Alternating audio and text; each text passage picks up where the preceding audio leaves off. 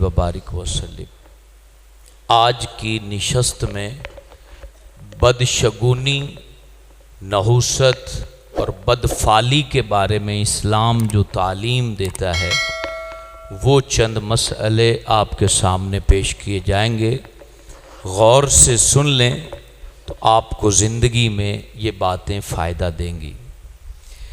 याद रखिए, नबी पाक सल्लल्लाहु अलैहि वसल्लम की आमद से पहले लोग मुख्तलिफ़ चीज़ों को मनहूस करार देते थे।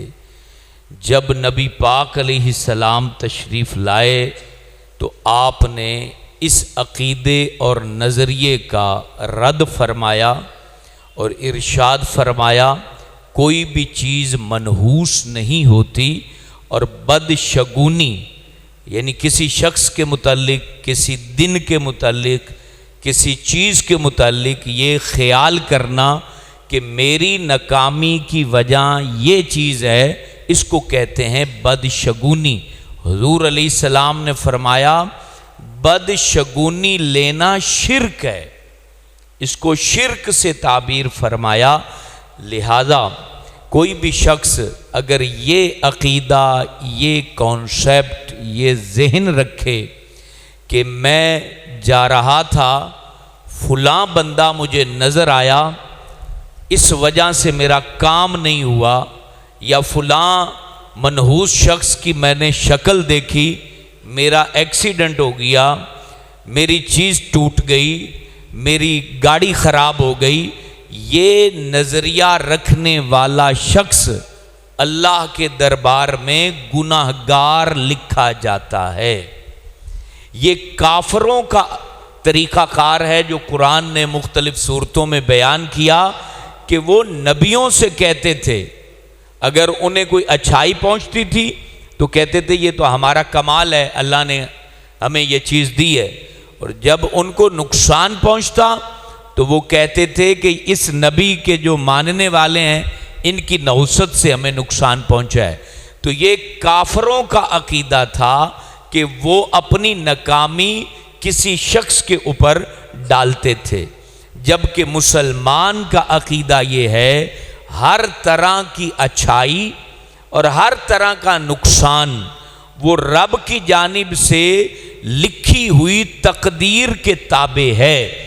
अल्लाह ने अपने इल्म अज़ली से जो चीज़ लिखी उसी के ताबे हमारी ज़िंदगी के नफ़े नुकसान आते हैं। हाँ, इस्लाम ने हमें ये तालीम दी कुरान ने कि जब फ़ायदा पहुँचे तो कहो ये रब की तरफ से है, और जब नुकसान पहुँचे तो कहो मेरे बुरे आमाल का करतूत है और उसकी वजह से ये मुझे नुकसान पहुँचा है। लिहाजा ये कहना कि बिल्ली ने रास्ता काट दिया है अब मुझे काम पे नहीं जाना, ये मुसलमान का अकीदा नहीं। फलां बंदा नज़र आ गया है, ये जिसको भी नज़र आता है उसको नुकसान पहुंचता है, लिहाजा आज सुबह सुबह इसका चेहरा नज़र आ गया, अब मैं काम पे नहीं जाऊंगा। किसी ने दुकान पे नया मुलाजिम रखा और पहला गाहक ही उससे डील नहीं हो सका, तो उसको भी मालिक कहता है ये तो मनहूस है। ये भी काफरों का तरीका है, मुसलमानों का तरीका नहीं। खातून की नई शादी हुई और वो ब्याह कर घर में आई, रब की कुदरत से वहाँ इंतकाल किसी का हो गया तो सारी ज़िंदगी उस लड़की को मनहूस कहा जाता है। ये भी काफरों का तरीका है, मुसलमानों का तरीका नहीं है। किसी के घर में मौत हो गई तो ये डर रखा जाता है कि छोटा बच्चा उस घर में चला जाएगा तो मुर्दे के सारे असरात इस पे आ जाएंगे, ये भी मुसलमानी अकीदा नहीं है। इसी तरीके ये समझना कि मंगल वाले दिन काम नहीं करना, क्योंकि मंगल वाले दिन काम कहेंगे तो संगल पड़ जाएगा। पंजाबियों के मुख्तलिफ अखान है, मंगल में संगल है, बुध में सुध है, तो अच्छा गुमान, अच्छा शगुन तो जायज़ है, हुज़ूर ने फरमाया। जैसे कोई कहे यार बुध कम सुध, तो ये अच्छा शगुन है, किसी ने किया तो उसमें बरकत है, हुज़ूर ने फरमाया। लेकिन बुरा शगुन ये اسلام میں اس کی کوئی مثال نہیں۔ فلانی تاریخ جو ہے اس میں یہ کام نہ کرو۔